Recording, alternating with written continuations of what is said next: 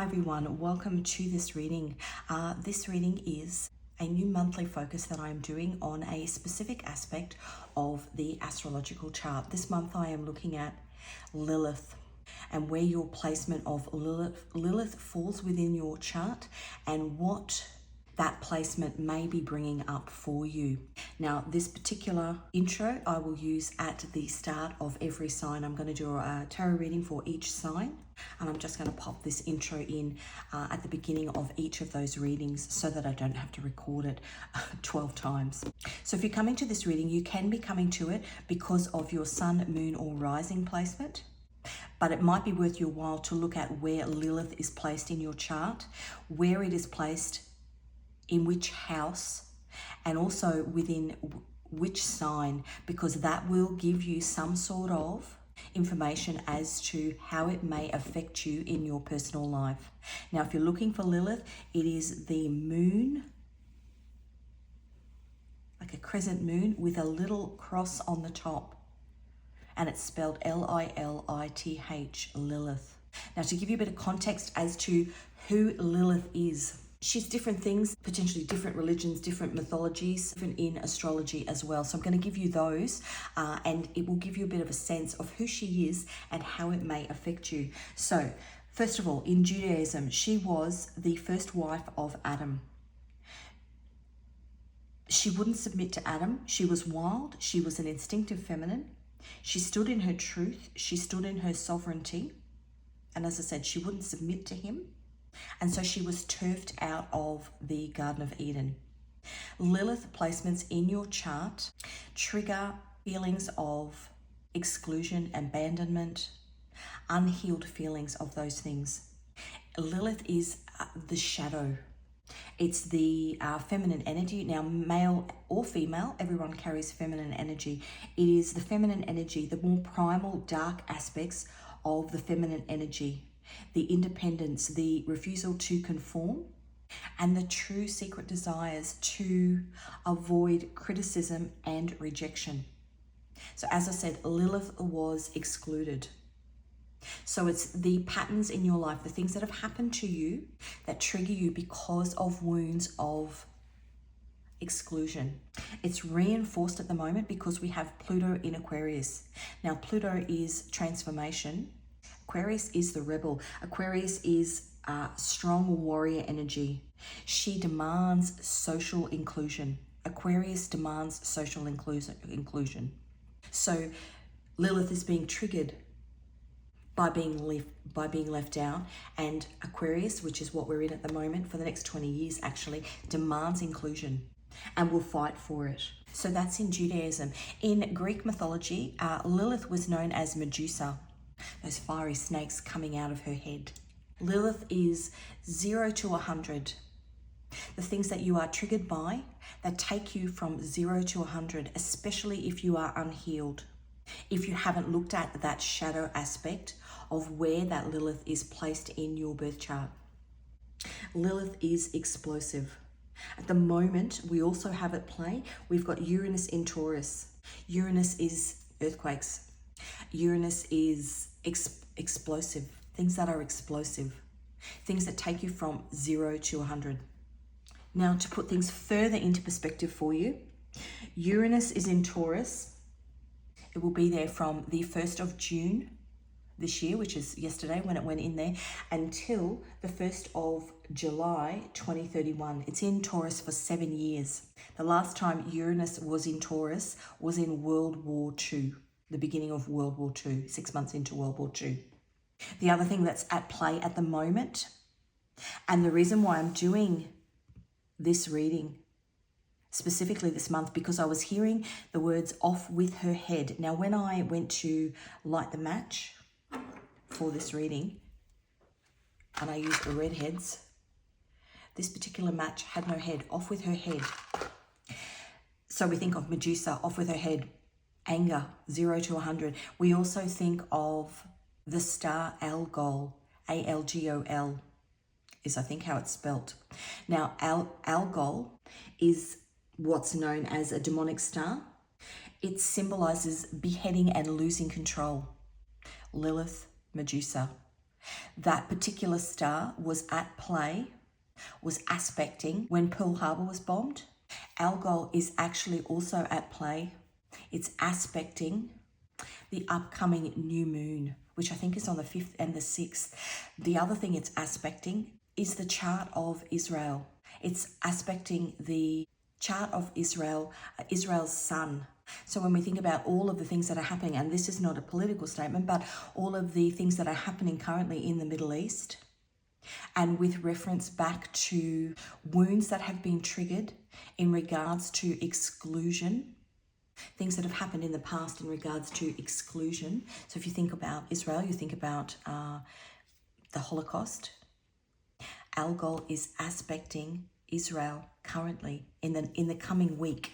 We also have Uranus, which is earthquakes, spiritual earthquakes, actual earthquakes in play with this Lilith, Algol, Medusa energy, all that. It's like a big boiling pot. And so what's happening out on the global stage is also happening on a personal stage as well, which is why I want to look into it. So as I said, if you find where your Lilith is in your chart, you can watch those readings. Otherwise, you can watch it for your sun, moon, rising. So I'll leave it there, and I will see you in your specific reading.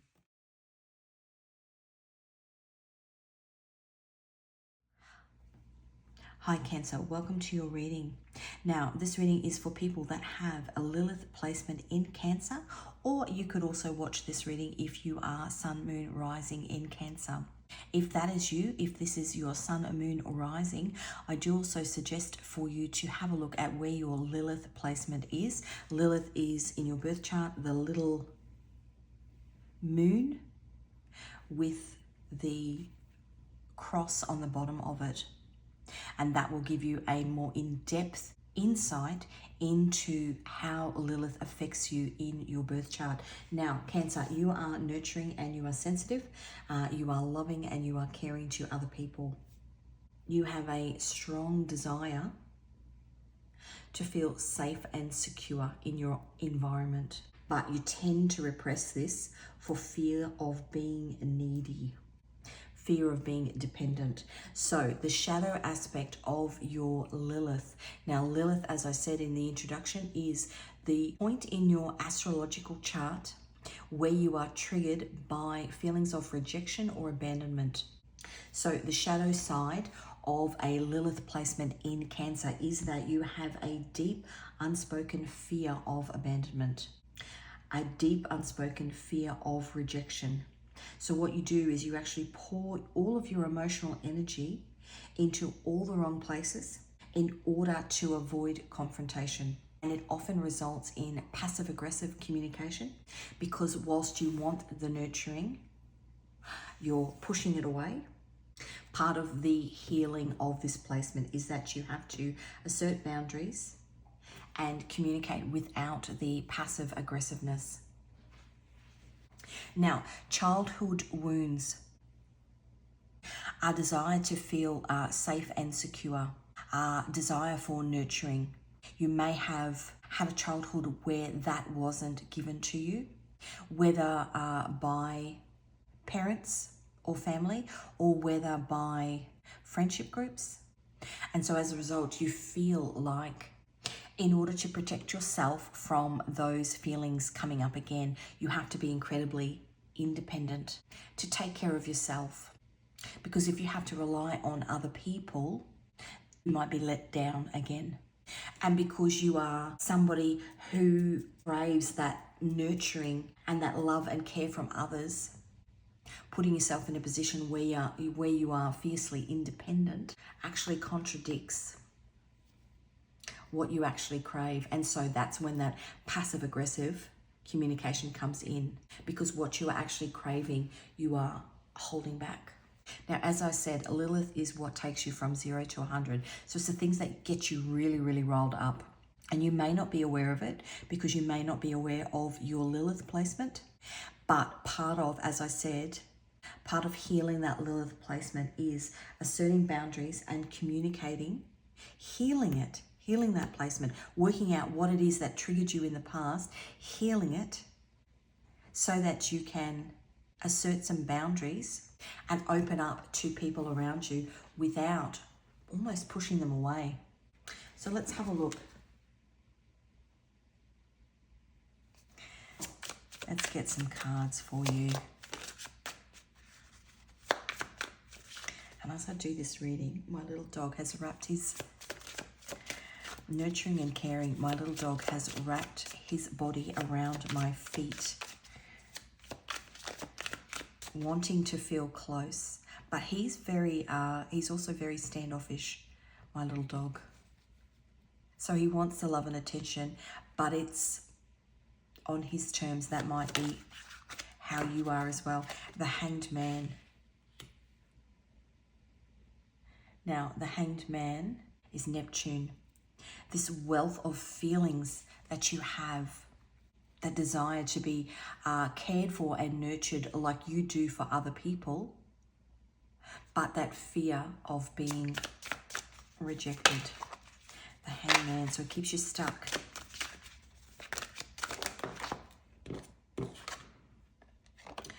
Seven of Wands, look at this. So Seven of Wands is a defensiveness. As I said, a deep desire, a deep unspoken fear of abandonment and rejection. So you, Seven of Wands is defensive. So you hold people back so they can't abandon you. It's almost that I'll leave you before you leave me, which is the opposite of what you want. And as I say that, my dog's actually just gone. He's gone outside. I'll leave you before you can leave me. But what you actually want is loving and caring. You're just too afraid. The Lovers, what you actually want is loving and caring. You want a loving, caring, committed relationship with the people around you. But you just keep it at bay. It's out of this fear, this Lilith placement in your chart. Holding people back. Not allowing them to get close. And potentially, as you within relationships, the further and further you go into relationships, the more you create this, Four of Pentacles, that's fear. The more feelings that you have for somebody, as this Lover's card here, as a relationship grows, the fear grows because it puts you into a state of vulnerability.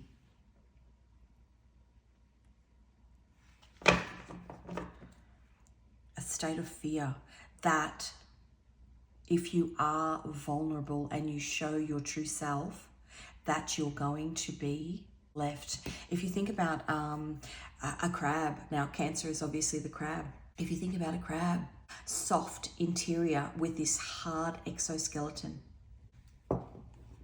Ten of Wands, that keeps you, Ten of Wands is heavy, heavy burdens. How can you connect with somebody if you're constantly keeping them at bay? And that's where that passive aggressive comes in. Ten of Wands is Saturn in Sagittarius. Five of Cups, look. Five of Cups is Mars in Scorpio. That fiery, that 0 to 100, passive aggressive communication that comes in when you feel like somebody's going to leave you or abandon you or reject you. 3 cups down, 2 cups standing. 3 cups down, when you feel like something bad is happening that triggers those abandonment wounds in you, you're so focused on this that you go from 0 to 100, when if you actually turned around, these 2 cups are still standing. It's the illusion that somebody is going to leave you for whatever reason. What keeps your guard up? But it's what keeps your guard up and what keeps you protected, but doesn't allow you from moving into the next phase of a commitment. 4 of Cups, which keeps you disappointed. 4 of Cups is disappointment. So we're going backwards now. We're going back to disappointment. And it's like a perpetuating circle. Perpetuating circle, is that the right word? It's like this thing that goes round and round and round. What comes first, the chicken or the egg? Four of Cups is the moon in Cancer. The moon is what's hidden. Cancer is where you're headed, if you think of the Chariot card. But you're going backwards. You're going backwards. You need to tap into healing this particular King of Cups, which is Neptune in Pisces. Neptune is the depths. You need to get into the depths, the emotional depths. Page of Swords is the Sun in Gemini. Work out what it is that's triggering you and why, so that you are able to give this cup of love. Now, sometimes the King of Cups, he has all of this emotion, but he holds it back. Holds it back because of this fear that it won't be received well, that if you love somebody too much, they're going to leave.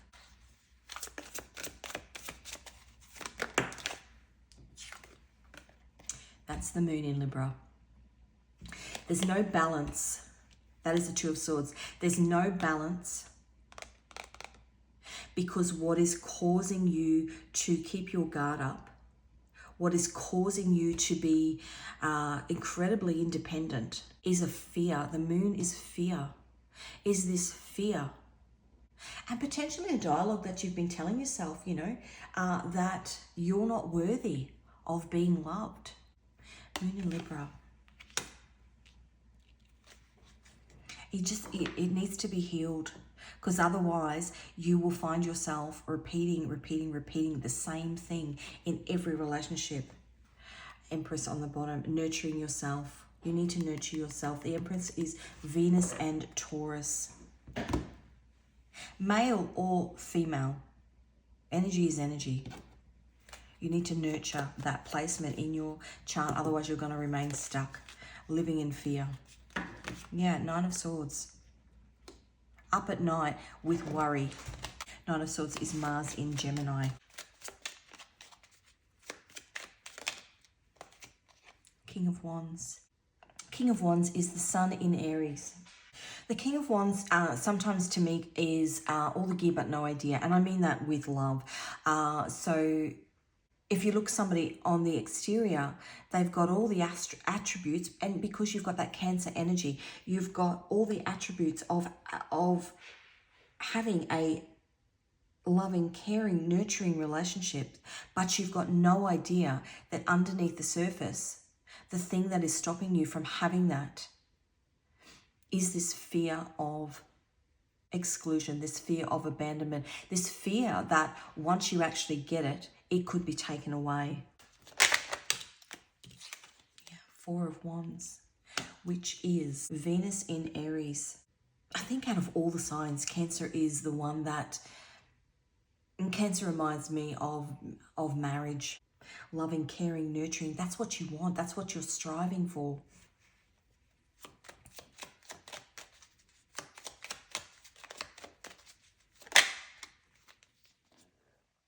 Three of Wands, what you're striving for. But again, we're going 4 down to a 3. We're going backwards. Sun and Aries.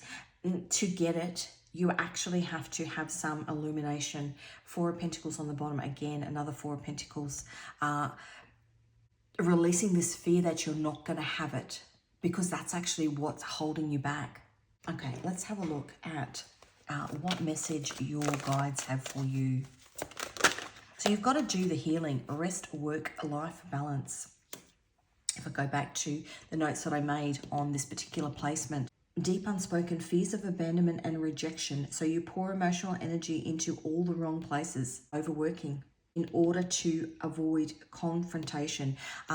This need to be incredibly independent so that you don't rely on anybody else, so that you don't get hurt.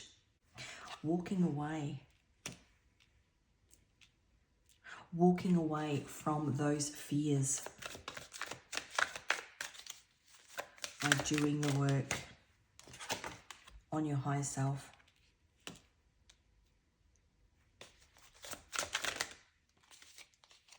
Third party, which is what I was saying before, pouring emotional energy into all the wrong places. looking for love in all the wrong places because the place where you really want it is too frightening to access. Follow your gut is what the message is for you. Now let's have a look at what angel is walking with you. I'm just going to get 3. Number 34, helps control anger. As I said, that passive aggressive communication. So once you start tapping into this shadow part of your Lilith placement, instead of going, doesn't mean you're not going to get angry. Instead of going from 0 to 100, maybe you just go from 0 to 20. It's almost like by ignoring it and going from 0 to 100, you sabotage the relationships that you are in, and then you get into that, oh well, it was going to end anyway. But it's almost like you don't give it a chance to grow because of a fear. You don't give it a chance to grow. Prosperity. Number 57, Nemamia. Because of a fear that you have that it's going to be taken away. Number 66, neurological disorders. This has come out in a lot of polls. There is a book by an author called Gabor Mate. He is a Canadian doctor, a Canadian physician. He has done years and years and years of study on how stress affects our body, how stress and trauma affects our body. That particular book is about, it's called When the Body Says No. So that trauma, if we don't deal with it, it then can manifest into physical health conditions. So that book is about all different people who have these backgrounds of trauma, unhealed trauma, that then manifests into medical conditions. It might be worth a read, or it might be worth a trip to the doctor. I'm not a healthcare professional, but if you've got a lot of unhealed trauma, it might be worth speaking to somebody about it. Number 4, travel and mental illness. As I said, you could be speaking to a doctor, to a GP, general practitioner, a physician, or you could be speaking to some other mental health care professional, helping you work through this particular aspect of feelings of abandonment. Okay, let us get, this is my Nodes of Destiny deck. North Node is currently in Aries, South Node is in Libra. Aries is where you are headed. Your North Node is where you are headed. South Node is what you are releasing. Let's just get 2, please. 1. South Node in the 8th house. Now, this could be your placement of your South or your North Node. No, it's South Node. It's what you are releasing. Or it could pertain to something that triggers. South Node making a splash in the 8th house. Looks like you've been in a tight bear hug with your cash. Time to bid farewell to those old stuck in a rut alibis and release your inner rock star. Picture it as your snug corner of the universe. Picture it as your snug corner in the universe's fun fair. It's where you say adieu to welcome exciting escapades and brand new beginnings. If you are fiercely independent because you're trying to keep yourself from relying on other people, you may be triggered if you don't have a lot of money in your bank account, because then that means you have to rely on somebody else, and in doing that, that brings up those fears of abandonment. South Node in the 10th house, time to ditch the labels and job titles. 10th house, South Node, break out of that tough exterior and embrace your inner squidginess.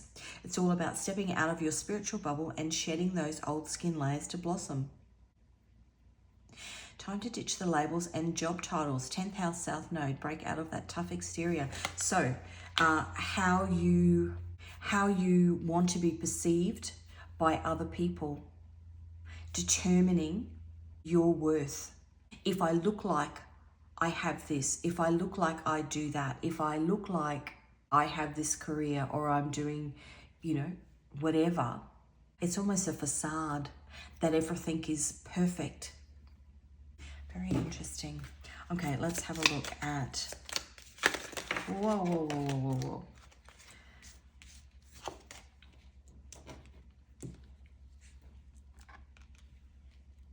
Sorry, I like them straight.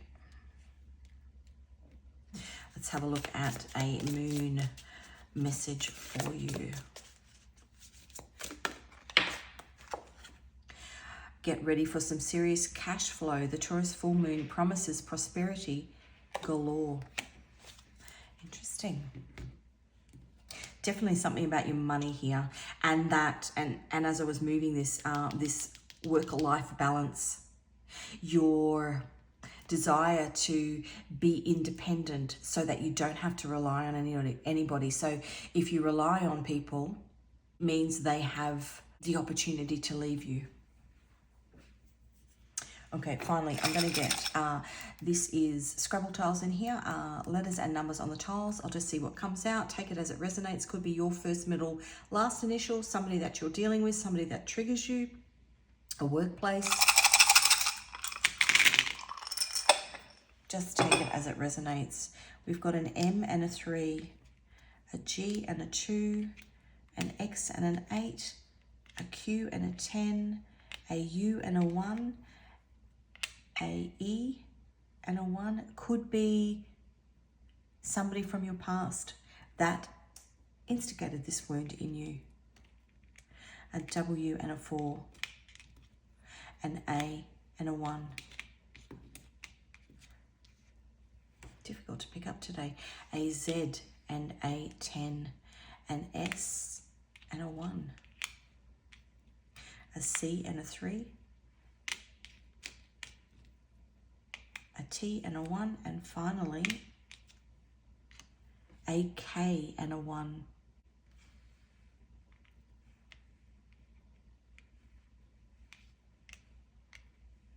Whatever it is, it's keeping you stuck. So Cancer, that is what I have for you. Hopefully there were components of this reading that aligned with things that you are already picking up on intuitively.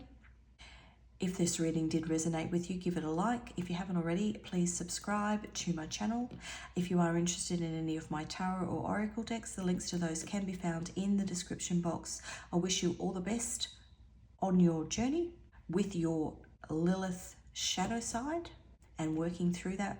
And hopefully I will see you again in another reading.